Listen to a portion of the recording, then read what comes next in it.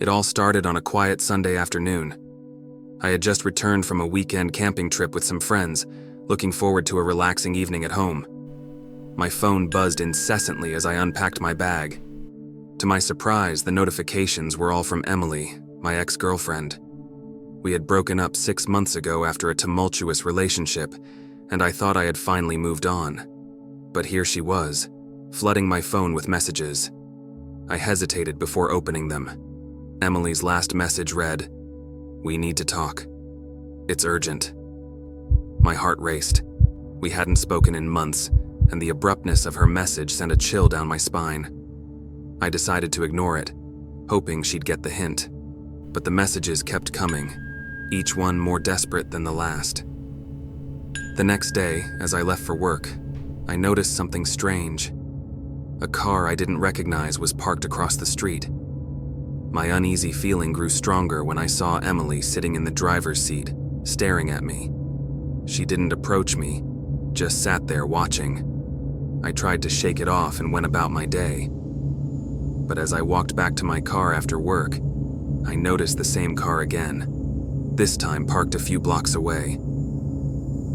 Emily was still inside, her eyes fixed on me. My heart pounded as I quickly got into my car and drove home, checking my rearview mirror every few seconds. She didn't follow me, but the sense of dread lingered.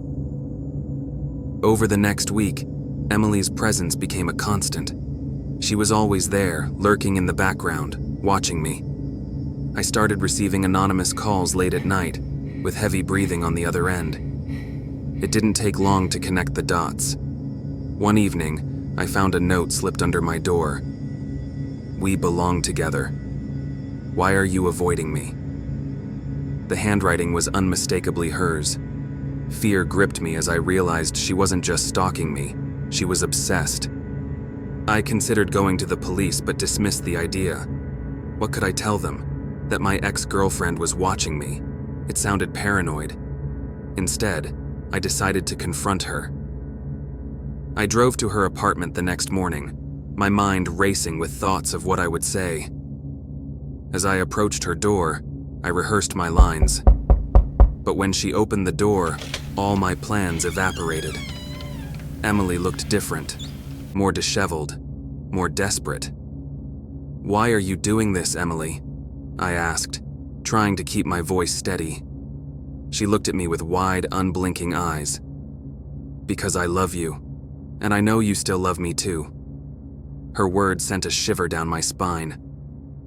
"Emily, we broke up for a reason. You need to move on." She stepped closer, her expression hardening. "No, you don't understand. We are meant to be together. You can't just leave me." I backed away, realizing the gravity of the situation. "This has to stop, Emily. It's over." Before I could say more, she slammed the door in my face. I hurried back to my car, feeling her eyes on me the whole way. A few nights later, I was jolted awake by a loud crash. I rushed to my living room to find the front door broken open. Panic surged through me as I grabbed my phone to call the police. But before I could dial, I felt a sharp pain in my neck. Everything went black. When I came to, I was in a dark, unfamiliar room. My hands were bound and my head throbbed. I struggled to remember what had happened. Then it hit me. Emily. She had finally snapped. The door creaked open and Emily walked in, holding a knife. Her face was twisted with anger and desperation.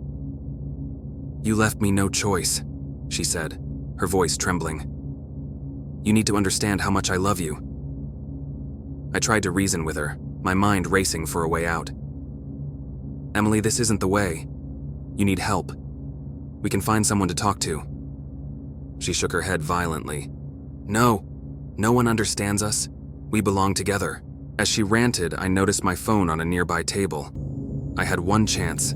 I waited until she turned her back and lunged for it, dialing 911 with my bound hands.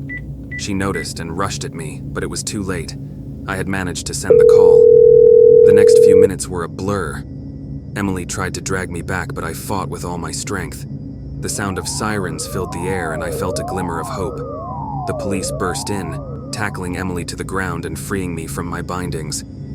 Emily was arrested and charged with kidnapping and assault. The ordeal left me shaken, but I was grateful to be alive. I moved to a new city, changed my number, and started therapy to deal with the trauma. The experience taught me the importance of recognizing the signs of obsession and taking them seriously. It also made me realize the value of my own safety and well-being. Though the memories still haunt me, I am slowly rebuilding my life, one day at a time. Looking back, I understand how crucial it is to set boundaries and seek help when dealing with unstable individuals. Emily's actions were driven by a twisted sense of love, but they could have cost me my life. Now, I share my story to raise awareness and help others recognize the signs of obsessive behavior before it's too late.